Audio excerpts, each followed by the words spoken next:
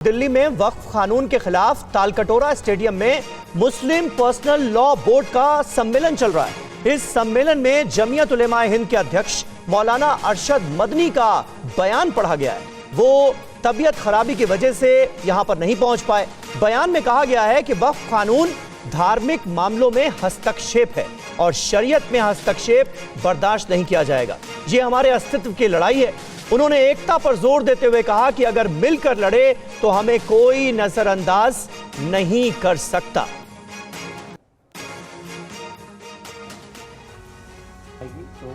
वक्फ बचाव अभियान के तहत नए वक्फ कानून का विरोध जारी है। All India Muslim personal law board Delhi के तालकटोरा स्टेडियम में वक्फ की हिफाजत के नाम से कार्यक्रम का आयोजन कर रहा है। बोर्ड के मुताबिक वक्फ कानून मुस्लिम समुदाय के धार्मिक और सांस्कृतिक अधिकारों पर हमला है, इसलिए इसे पूरी तरह से खारिज किया जाना चाहिए। साथ ही AIMPLB ने वक्फ कानून के विरोध का प्लान भी तैयार किया है, जिसके मुताबिक 24 अप्रैल जमाते इस्लामी का सम्मेलन होगा, 26 अप्रैल कोलकाता में संगठन के सम्मेलन का आयोजन होगा, 27 अप्रैल को महाराष्ट्र में संगठन के लोग प्रदर्शन करेंगे, 30 अप्रैल रात 9 बजे बत्ती गुल प्रदर्शन का कार्यक्रम रखा गया है। 7 मई को दिल्ली के रामलीला मैदान में रैली का आयोजन होगा। वहीं 18 मई को तेलंगाना में मामले को लेकर राउंड टेबल बैठक होगी। 22 मई को मुस्लिम महिलाएं प्रदर्शन करेंगी और 25 मई को मानव चेन बनाकर विरोध प्रदर्शन किया जाएगा। All India Muslim personal law board का कहना है कि आयोजन के जरिए वक्फ कानून को लेकर व्यापक जन जागरूकता पैदा करने की कोशिश की जा रही है। वक्फ कानून के विरोध को लेकर मुस्लिम संगठन कौन-कौन से रास्ते अपना रहे हैं, AIMPLB के प्रवक्ता ने TV9 से खास बातचीत में बताया है। सुनिए क्या कहा उन्होंने। कि ये कानून डिस्क्रिमिनेटरी है, ये कानून संविधान के खिलाफ है। आर्टिकल 15, आर्टिकल 14 के, आर्टिकल 25 के, आर्टिकल 26 के, आर्टिकल 29 के, आर्टिकल 30 के। तो इसके बाद फिर आप ये कैसे कह सकते हैं कि ये हमने गरीबों के लिए फ़ायदे के लिए लाया है वगैरह वगैरह। जब आप वक्फ की प्रॉपर्टी को छीन लेंगे हमसे तो उसका बेनिफिट दूसरों को कैसे जाएगा। तो ये जो भ्रम फैलाया जा रहा है पूरे देश के अंदर, हम इसके खिलाफ पब्लिक के अंदर अवेयरनेस पैदा करें कि लोकतंत्र के अंदर सुप्रीम कोर्ट भी एक ऑप्शन है। सुप्रीम कोर्ट में आप जाते हैं, लेकिन जो डेमोक्रेटिक रास्ते हैं उसको रोक नहीं देते हैं। लोकतंत्र के जितने डेमोक्रेटिक रास्ते हैं सब खुले हुए हैं। तो हम ज़ाहिर है कि सुप्रीम कोर्ट में भी जा रहे हैं और सरकार पर दबाव भी बना रहे हैं। तो दोनों रास्तों से हम काम करेंगे। हम सुप्रीम कोर्ट से भी गुहार लगा रहे हैं कि ये डिस्क्रिमिनेटरी लॉ है, ये एंटी कॉन्स्टिट्यूशनल लॉ है, इसको वापस लिया जाना चाहिए। और हम पब्लिक में भी जा रहे हैं कि पब्लिक के अंदर बहुत सारी मिसगिविंग पैदा की जा रही है। अगर सपोज सुप्रीम कोर्ट पे ही आप भरोसा कर रहे हैं तो सरकार रोज़ाना जो नैरेटिव सेट कर रही है, रोज़ाना जो लोगों को, मीडिया को बहका रही है या आवाम को बहका रही है कि फ़लाँ ने समर्थन कर दिया, फ़लाँ ग्रुप आ गया उसने समर्थन कर दिया, या गरीबों के फ़ायदे के लिए लाया जा रहा है, तो काउंटर तो करना है ना हमको। बाबा रामदेव के शरबत जिहाद वाले बयान पर आज दिल्ली हाई कोर्ट में सुनवाई हुई। कोर्ट ने बयान को अक्षम्य और अंतरात्मा को झंझोड़ने वाला बताया, जिसके बाद रामदेव ने वकील ने कहा कि हम सभी विवादित विज्ञापन को हटा रहे हैं। अब अगली सुनवाई 1 मई को होगी।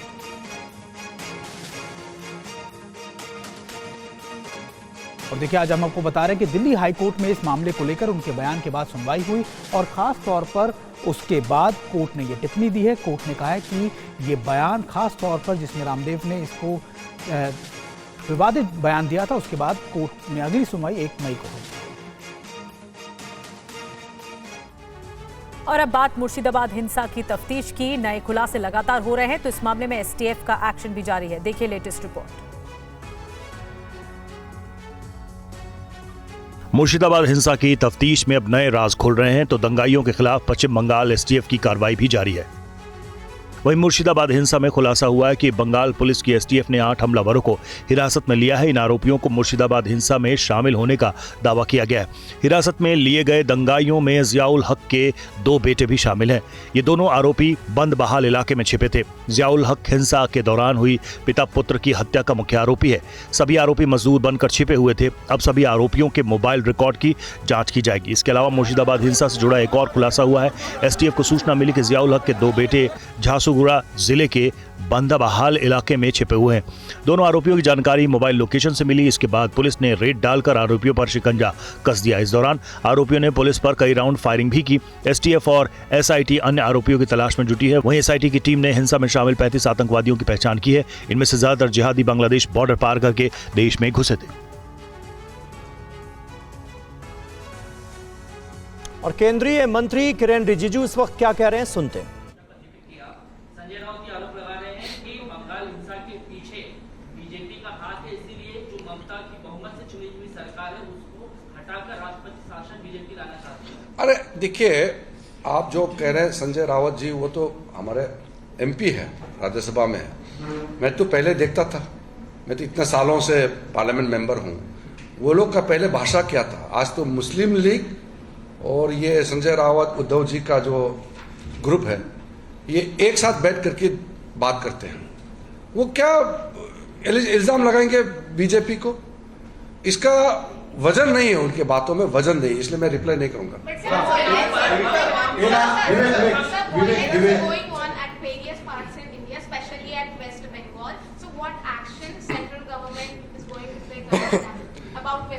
See, we are working under a federal structure. State governments have their own authorities given by the parliament. We are there to take care of all the provisions of the constitution. If the chief minister of the state states that she will not follow an act passed by the Parliament of India, that directly amounts to inciting the violence and instigating the people to protest. The Chief Minister of West Bengal is directly responsible for all the violence that is happening in the state of West Bengal. तो वक्फ कानून को लेकर किरेन रिजिजू की बातचीत आप सुन रहे थे। आगे बढ़ते हैं। अब बीजेपी नेता शुभेंदु अधिकारी के विवादित बयान पर सियासी भूचाल आ गया है। उन्होंने पश्चिम बंगाल में हिंदुओं के लिए अलग बूथ की मांग कर दी है। देखिए पूरी खबर। जहाँ 50% के नीचे हिंदू वोट है, हिंदू मोहल्ला के लिए, हिंदू वोटर के लिए अलग तरीके से बूथ बनाना चाहिए। नहीं तो वो जो मुस्लिम मोहल्ला के बीच जाएगा वहाँ इनका ऊपर आक्रमण होगा, वोट डालने नहीं देगा। और सीआरपीएफ सेंट्रल फोर्स बूथ में, बूथ का गेट में रहेगा, गांव में नहीं रहेगा। इसलिए अभी से CEO West Bengal ECI should take appropriate action. BJP नेता शुभेंदु अधिकारी के इस बयान से विवाद खड़ा हो गया। उन्होंने कहा कि बंगाल में हिंदुओं के लिए अलग पोलिंग बूथ होना चाहिए। जहां 50% से कम हिंदू वोटर हैं, वहां अलग पोलिंग बूथ की जरूरत है। शुभेंदु अधिकारी ने पश्चिम बंगाल में हिंदुओं के खिलाफ जारी हिंसा पर चिंता जताई। उन्होंने कहा कि प्रदेश के हालात बिगड़ रहे हैं। जिस बूथ पर मुस्लिम ज्यादा है वहां पर हिंदू मतदाताओं के लिए वोट डालना आसान नहीं होगा। उन्होंने ममता सरकार पर तुष्टीकरण की राजनीति का भी आरोप लगाया और कहा कि ममता सरकार में जिहादी ग्रुप तेजी से पनप रहे हैं। और अब खबर प्रधानमंत्री के सऊदी दौरे को लेकर। प्रधानमंत्री नरेंद्र मोदी थोड़ी देर में सऊदी अरब के जेदा पहुंचने वाले हैं। उनका 2 दिन के सऊदी अरब दौरे के दौरान कूटनीतिक और व्यापार के लिहाज से बेहद अहम होने वाले हैं। देखिए पूरी खबर। पीएम मोदी खाड़ी के सबसे ताकतवर मुल्क सऊदी अरब के दौरे पर हैं। इस दौरान उनकी क्राउन प्रिंस मोहम्मद बिन सलमान से मुलाकात होगी। इस दौरे को भारत और सऊदी अरब के बीच रणनीतिक साझेदारी को और मजबूत करने के तौर पर देखा जा रहा है। आज शाम पीएम मोदी भारतीय समुदाय को भी संबोधित करेंगे। तो इस दौरे पर व्यापार, निवेश, क्षेत्रीय सुरक्षा जैसे महत्वपूर्ण मुद्दों पर चर्चा होगी। 100 बिलियन अमेरिकी डॉलर के निवेश की योजना और भारत मध्य पूर्व यूरोप इकोनॉमिक कॉरिडोर पर भी बातचीत संभव है। इस बीच पीएम मोदी ने अरब न्यूज को दिए इंटरव्यू में सऊदी को भारत का सबसे सच्चा साथी बताया है। पीएम मोदी ने कहा है कि भारत और सऊदी अरब में साझेदारी की असीम संभावनाएं हैं। उन्होंने क्राउन प्रिंस की तारीफ करते हुए कहा है कि वो द्विपक्षीय संबंधों के प्रबल समर्थक है। अनिश्चितता की दुनिया में सऊदी और भारत का बंधन स्थिरता वाला है। वैश्विक चुनौतियों में दोनों देशों का कारोबार बढ़ा है। दोनों देशों का सांस्कृतिक जुड़ाव एक दूसरे के प्रति समझ का संकेत है। पीएम ने कहा कि सऊदी अरब ने कोविड में भारतीयों का ख्याल रखा था। पीएम मोदी ने भारत में रक्षा क्षेत्र में सऊदी अरब के निवेश का स्वागत भी किया। इधर अमेरिका के उपराष्ट्रपति जेडी वेंस ने आज परिवार के साथ आमेर फोर्ट देखा। वेंस के भारत दौरे से जुड़ा लेटेस्ट अपडेट क्या है, इस रिपोर्ट में देखिए। तस्वीरें जयपुर की हैं। भारत दौरे के दूसरे दिन जेडी वेंस आज अपनी पत्नी उषा वेंस और तीनों बच्चों के साथ जयपुर घूम रहे हैं। इस बीच वेंस आज सुबह परिवार के साथ अंबर फोर्ट पहुंचे। जयपुर के अंबर फोर्ट में जेडी वेंस के परिवार का भव्य स्वागत हुआ। राजस्थान के पारंपरिक डांस के साथ जेडी वेंस का वेलकम किया गया। जेडी वेंस के स्वागत में हाथियों को भी काफी खूबसूरती से सजाया गया। अंबर किले में जेडी वेंस और उनके परिवार ने कच्ची घोड़ी, घूमर और कालबेलिया डांस का भी लुत्फ उठाया। ये तस्वीरें आमेर के किले की देखिए। जयपुर के आमेर किले में इस दौरान उनका भव्य स्वागत हुआ। इस बीच जयपुर में जेडी वेंस और उनके परिवार से सीएम भजनलाल शर्मा ने भी मुलाकात की। उप मुख्यमंत्री दिया कुमारी ने आमेर किले में उपराष्ट्रपति जेडी वेंस और उनके बच्चों का स्वागत किया। इससे पहले पूरे परिवार के साथ वेंस ने प्रधानमंत्री नरेंद्र मोदी से मुलाकात की थी। पीएम ने उनके साथ डिनर किया। पीएम मोदी ने उनके पूरे परिवार को होस्ट किया। पीएम खुद वेंस के पूरे परिवार को रिसीव करने बाहर आए। उनके बच्चों को बहुत प्यार दिया। बच्चों को घर का गार्डन भी दिखाया। साथ ही बच्चों को मोर पंख भी भेंट किए। और सुप्रीम कोर्ट के खिलाफ बयान देने वाले बीजेपी सांसद निशिकांत दुबे की मुश्किल बढ़ गई है। निशिकांत दुबे के खिलाफ सुप्रीम कोर्ट में मामला मेंशन हो गया है। जस्टिस गवई ने कहा है कि अगले हफ्ते के लिए याचिका को सूचीबद्ध किया जाएगा। सुप्रीम कोर्ट के वकील नरेंद्र मिश्रा ने सीजीआई को इसके लिए लेटर पिटीशन भेजी थी।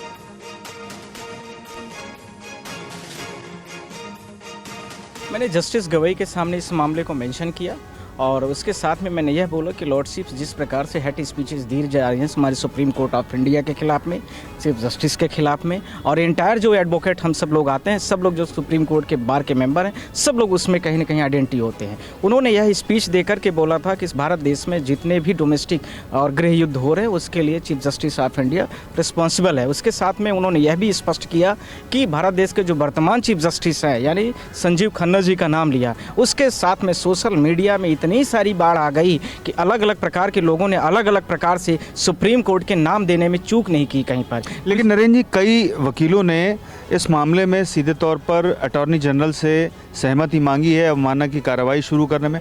आपने लेटर पिटीशन सीधे सीजीआई को लिखा है और आज मेंशन किया है, तो कोर्ट का क्या रुख था इस मामले पर? कोर्ट से मैंने यह बोला कि लॉर्डशिप से बहुत सारे हमारे दोस्तों ने अटॉर्नी जनरल को या सॉलिसिटर जनरल्स को लेटर दिया है और परमिशन भी दिया है, न तो उन्होंने कोई अभी तक कोई एक्शंस लिया ऐसे हेट स्पीचेस पर, और न ही चीफ जस्टिस ऑफ इंडिया के खिलाफ में जो ये स्पीच दी गई है गवर्नमेंट ने ही लिया। महाराष्ट्र में मराठी हिंदी भाषा के विवाद में पोस्टर वॉर भी शुरू हो गया है। बीजेपी के पोस्टर के जवाब में एमएनएस ने मुंबई में पोस्टर लगाए हैं। देखिए रिपोर्ट। महाराष्ट्र में हिंदी और मराठी भाषा को लेकर जारी विवाद अब पोस्टर वॉर में बदल गया है। राज ठाकरे की पार्टी महाराष्ट्र नवनिर्माण सेना ने मुंबई सहित कई जगहों पर बैनर पोस्टर लगाए हैं, जिनमें मराठी भाषा में लिखा गया है, हिंदी भाजपा की भक्ति नहीं सकती है। इसके अलावा बैनर पर लिखा गया है कि अगर आधा देश महाराष्ट्र में आकर खुद का पेट भर रहा है तो महाराष्ट्र को हिंदी नहीं बल्कि देश को मराठी सीखने की जरूरत है। इससे पहले भाषा को लेकर जारी विवाद के बीच बीजेपी ने भी मुंबई में पोस्टर लगाया, जिसमें लिखा गया कि ये भाषा की शक्ति नहीं महाराष्ट्र की भक्ति है और भाषा तोड़ती नहीं बल्कि जोड़ती है। मुंबई बीजेपी के मुताबिक मराठी भाषा के साथ हिंदी भाषा को 1ली से 5वीं कक्षा तक लागू करने का फैसला भाषा को जबरन थोपना नहीं बल्कि भाषाओं को एक दूसरे को करीब लाने की कोशिश है। एमएनएस पहले भी आरोप लगा चुकी है कि केंद्र की नीति के जरिए राज्य पर हिंदी थोपी जा रही है। एमएनएस के मुताबिक अगर सरकार ने फैसला वापस नहीं लिया तो पूरे राज्य में बड़ा आंदोलन शुरू किया जाएगा। और वहीं जीशान सिद्दीकी धमकी मामले में अब पुलिस कार्रवाई लगातार जारी है। अज्ञात शख्स के खिलाफ पुलिस ने एफआईआर भी दर्ज कर ली है। देखिए लेटेस्ट अपडेट। पूर्व विधायक जीशान सिद्दीकी को मिली धमकी से हड़कंप मचा है। जीशान को कल जान से मारने की धमकी मिली थी। उनसे 10 करोड़ की रंगदारी मांगी गई। जीशान को ईमेल के जरिए जान से मारने की धमकी मिली है। धमकी वाले ईमेल में डी कंपनी के सदस्य होने का दावा किया गया है। इस ईमेल में लिखा है कि 10 करोड़ रुपए नहीं दिए तो उनके पिता बाबा सिद्दीकी की तरह जीशान की भी हत्या कर दी जाएगी। धमकी वाले मेल में कहा गया है कि बाबा सिद्दीकी की हत्या में लॉरेंस बिश्नोई गैंग का हाथ नहीं है। बाबा सिद्दीकी की हत्या डी कंपनी गैंग ने की है। तुम्हारे पिता की तरह तुमको भी मारेंगे। अब पुलिस इस मामले की तफ्तीश कर रही है। जीशान सिद्दीकी धमकी मामले में अज्ञात शख्स के खिलाफ एफआईआर दर्ज की गई है। पुलिस ने बताया कि जीशान का बयान दर्ज किया गया है। साइबर सेल की टीम भी ईमेल की जांच कर रही है। वहीं जीशान सिद्दीकी ने दावा किया कि ईमेल में कहा गया कि अगर उन्होंने डी कंपनी का सदस्य होने का दावा करने वाले शख्स को 10 करोड़ रुपए नहीं दिए तो उनके पिता बाबा सिद्दीकी की तरह उनकी भी हत्या कर देंगे। जीशान के पिता बाबा सिद्दीकी की हत्या पिछले साल 12 अक्टूबर को हुई थी। जम्मू कश्मीर के रामबन में आपदा के बाद रेस्क्यू जारी है। मलबा हटाने के लिए नेशनल हाईवे पर जेसीबी मशीनें लगाई गई हैं। देखिए रिपोर्ट। रामबन जिले में आई प्राकृतिक आपदा के बाद युद्ध स्तर पर प्रशासन काम कर रहा है। इफेक्टेड एरियाज में लगातार काम किया जा रहा है। इस समय मैं मौजूद हूँ रामबन बाजार में और तस्वीरों में आप देखिए किस तरीके से जो गाड़ियाँ मलबे के अंदर दबी हुई थी उसको यहाँ पर क्लियर किया जा रहा है। मलबा यहाँ पर क्लियर किया जा रहा है ताकि हाईवे को यहाँ पर थ्रू किया जा सके। ये देखिए ये स्कॉर्पियो गाड़ी है किस तरीके से मलबे के अंदर दबी हुई है। वहीं एक गाड़ी पलटी हुई है वो भी आप देख सकते हैं। और लगातार जेसीबी जो है वो यहाँ पर लगाई गई है ताकि जल्द से जल्द यहाँ से कम एक रास्ता जो है वो बनाया जाए। बिजली के खंभे आप देख सकते हैं कि किस तरीके से टूटे हुए हैं, बिखरे हुए। उसके साथ जो ये होटल है उसके फर्स्ट फ्लोर में लगातार जो मलबा है उसको भी यहाँ से निकाला जा रहा है। पूरी त्रासदी रविवार के दिन आई और उसके बाद लगातार युद्ध स्तर पर काम किया जा रहा है। और कोलकाता में बर्खास्त शिक्षक एसएससी कार्यालय के बाहर धरने पर बैठे हैं। प्रदर्शनकारियों ने नौकरी जाने के लिए अब ममता सरकार पर सवाल खड़े किए हैं। देखिए हमारे संवाददाता रविशंकर दत्ता की ये रिपोर्ट। शिक्षक भर्ती घोटाले मामले में जो टीचर्स पे कोई दाग नहीं है, आज एसएससी के सामने 24 घंटा हो चुके हैं वो धरने में बैठे हुए हैं। और ये लोग जो धरने में बैठे हुए हैं इनका मांग यही है कि स्कूल सर्विस कमीशन जो है अपना लिस्ट जारी करे और लिस्ट जारी करके वो कहे कि किन पे दाग है और किन पे दाग नहीं है। जो लोग नॉन टेंटेड है, जो यहाँ पे रास्ते में बैठे हुए हैं, उनका मांग ये है कि रास्ते से ये लोग तभी हटेंगे जब स्कूल सर्विस कमीशन अपना लिस्ट जारी करेंगे। तो जो लोग यहाँ पे बैठे हुए हैं उनसे थोड़ा बात करते हैं, जानते हैं वो क्या कह रहे हैं। हमारा मांग है कि हम जो नॉन टेंटेड है उसका सर्टिफाई करें एसएससी और हम लोगों को बताए जो हम योग्य कैंडिडेट है उनको सेव करें। रिव्यू पिटीशन के माध्यम से सुप्रीम कोर्ट से हमें मुक्ति दिलाए। सुप्रीम कोर्ट ने कह दिया है कि जो नॉन टेंटेड है और टेंटेड है ये टीचर्स के जो लिस्ट है इसको अलग करे राज्य सरकार और स्कूल सर्विस कमीशन। उसका बावजूद भी आप लोग बैठे हुए हैं। हाँ, पिछले दिन मतलब सेपरेशन करने का वादा किया था, सेपरेशन हो जाएगा, लेकिन फिर वो मतलब हर एक घंटे में उसका माइंड चेंज हो रहा है। पश्चिम बंगाल के दुर्गापुर में एक बड़ा हादसा हो गया। नेशनल हाईवे 19 पर हाइड्रोक्लोरिक एसिड ले जा रहा एक टैंकर पलट गया।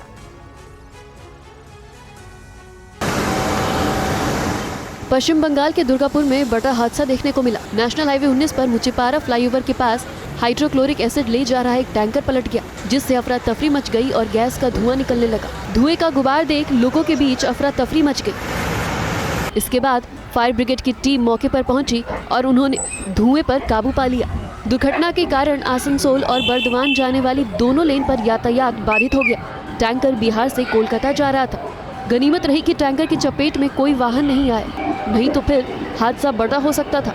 स्थानीय लोगों का कहना है कि टैंकर की रफ्तार काफी तेज थी। टैंकर डिवाइडर से जा टकराया, जिसके बाद टैंकर दुर्घटना का शिकार हो गया। वहीं फायर ब्रिगेड की तरफ से कहा गया है कि एसिड को पूरी तरह से पानी डालकर धो दिया गया है। हालांकि एहतियातन घटनास्थल की घेराबंदी कर दी गई है ताकि एसिड पूरी तरह से साफ हो जाए, क्योंकि घटनास्थल के पास जाने से नुकसान पहुंच सकता है।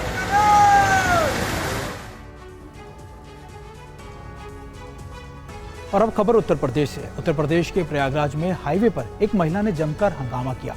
इसकी वजह से आने जाने वाले लोगों को भारी परेशानी का सामना भी करना पड़ा। देखिए रिपोर्ट।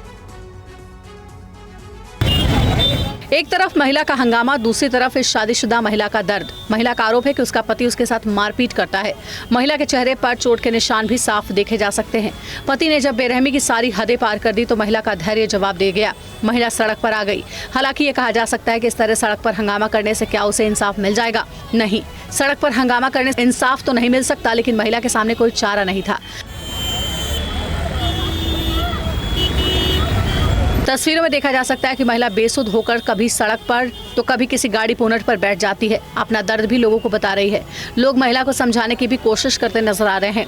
महिला का ये भी आरोप है कि उसके पति आनंद, जो बिहार का रहने वाला है, उसने दूसरी शादी भी कर रखी है और इसी वजह से वो मारपीट करता है। हंगामा के बाद घटना की सूचना पुलिस को दी गई। पुलिस मामले की जाँच कर रही है। पति आनंद की तलाश में पुलिस जुट गई है। पर खबर यूपी के आगरा से है, जहां एक प्रेमी अपनी प्रेमिका से मिलने पहुंचा था, लेकिन जब परिवार वालों को उसकी भनक लगी तो वो संदूक में छिप गया। इसके बाद क्या हुआ देखिए इस रिपोर्ट में। वीडियो आगरा के फतेहाबाद इलाके का है। 1 2 3 4 एक शख्स संदूक के अंदर है, चीख चिल्ला रहा है, ऊपर से दनादन लाठी से वार हो रहा है। इन लाठियों के साथ उसी रफ्तार से गालियां भी दी जा रही हैं। लाठी डंडे से खुद को बचा रहा ये युवक किसी कीमत पर संदूक से बाहर नहीं निकलना चाहता, लेकिन वहां मौजूद लोगों से बाहर निकलने के लिए कह रहे हैं। ये युवक देर रात अपनी शादीशुदा प्रेमिका से मिलने आया था। इस बीच महिला के पति ने जब अपने घर में उसे पकड़ा, उसने घर के दूसरे सदस्यों को बुलाया, फिर उसने अपनी पत्नी के कमरे के दरवाजे को खटखटाया। हड़बड़ी में महिला के परिजनों के आने पर अपने प्रेमी को कमरे में रखे संदूक में छिपा दिया।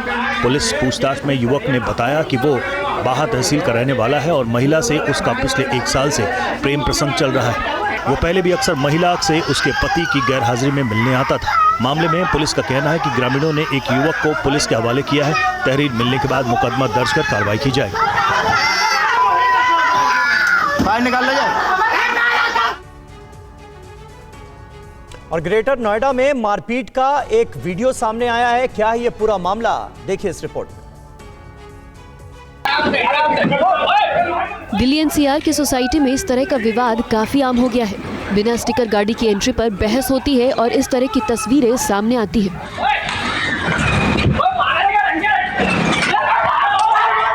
दरअसल ग्रेटर नोएडा के आम्रपाली लेजर वैली सोसाइटी में नो स्टिकर एंट्री को लेकर सोसाइटी गार्ड और सोसाइटी में रहने वाले लोगों में हिंसक झड़प हो गई, जिसका वीडियो वायरल हो रहा है। सोसाइटी अधिकारियों के अनुसार रेजिडेंशियल एरिया के मेन गेट पर तैनात सुरक्षा गार्डों ने एक शख्स की एसयूवी को एंट्री करने से इसलिए रोक दिया क्योंकि उसकी गाड़ी पर कोई स्टिकर नहीं लगा था, इसलिए विवाद हो गया। विवाद बढ़ने पर लोगों और सुरक्षा गार्डों के बीच हिंसक झड़प हो गई। धक्का मुक्की, गाली गलौज होने से विवाद बढ़ा और बात लाठी डंडे तक जा पहुंची। सिक्योरिटी गार्ड प्रभारी ने बिसरख पुलिस थाने में शिकायत दर्ज की है। पुलिस ने एक्शन लेते हुए 2 लोगों को गिरफ्तार किया है और बाकी आरोपियों की तलाश जारी है। गौरतलब है कि ये पहला मामला नहीं है जब इस सोसाइटी में रेजिडेंट्स और गार्डों के बीच मारपीट हुई हो। होली के दौरान भी ऐसा विवाद सामने आया था।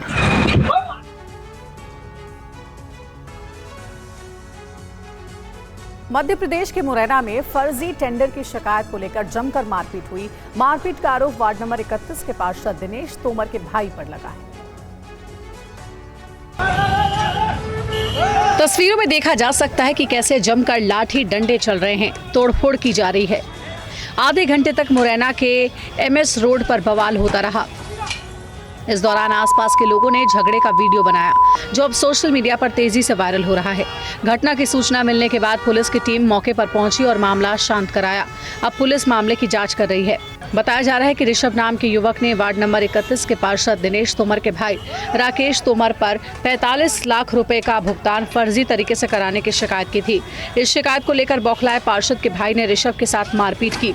वहीं 45 लाख रुपए का भुगतान फर्जी तरीके से कराने की शिकायत पर संज्ञान भी लिया गया है। इसकी भी जांच की जा रही है। फर्जी भुगतान वाले मामले में पहले भी एक शिकायत आ चुकी है। 45 लाख में तय सौदे की जगह करीब 7 करोड़ की कीमत वाली जमीन की रजिस्ट्री कराए जाने का पता चलते ही जमीन के मालिक ने रजिस्ट्री के कागजात फाड़ दिए थे। मामले में रजिस्ट्रार कार्यालय पर भी गंभीर आरोप लगे हैं। मोदी सरकार ने सियाचिन, गलवान जैसे दुर्गम क्षेत्रों में तैनात फौजियों को अपने परिवार से साल भर कनेक्ट रहने की एक बड़ी सौगात दी है। पर्वतीय सीमा क्षेत्र में 4G और 5G सर्विस शुरू की गई है। देखिए रिपोर्ट। पहली बार दुनिया के सबसे ऊंचे युद्ध क्षेत्र सियाचिन में तैनात जवान अपने को देश दुनिया से कटा हुआ महसूस नहीं करेंगे। सेना ने लद्दाख में चीन पाकिस्तान से लगती सीमा पर मोबाइल टावर लगाए हैं, जो पूरे क्षेत्र का कायाकल्प कर देगा। सेना के मुताबिक 18,000 फीट की ऊंचाई पर सेना ने मोबाइल टावर लगाया है। दौलत बेग, ओल्डी, गलवान, डेमचोक, चुमार, बटालिक, द्रास और सियाचिन ग्लेशियर अब 4G 5G नेटवर्क से जुड़ गए हैं। चीन पाकिस्तान से सटे बॉर्डर पर तैनात सैनिक अब 24 घंटे 7 दिन कनेक्ट रहेंगे। सियाचिन में मोबाइल टावर लगाना सेना की ऐतिहासिक उपलब्धि है। लद्दाख और कारगिल जिले में 4 टावर लगाए गए हैं। सेना की फायर एंड फ्यूरी कोर ने टावर लगाने में बड़ी भूमिका निभाई। सेना के इस कदम से सीमा पर बसे गांव राष्ट्रीय डिजिटल नेटवर्क से जुड़ेंगे। इससे लोकल इकोनॉमी को बढ़ावा मिलेगा, बॉर्डर टूरिज्म बढ़ेगा, सांस्कृतिक विरासत को सहेजना आसान होगा और गांव से शहरों की तरफ पलायन रुकेगा। स्थानीय लोगों ने इस पहल का भरपूर स्वागत किया है। ये दूर दराज के इलाकों के लिए नए अवसर लाएगा। सेना ने कहा कि टावर लगने से सीमा पर बसे गांवों का सामाजिक आर्थिक उत्थान में महत्वपूर्ण योगदान होगा।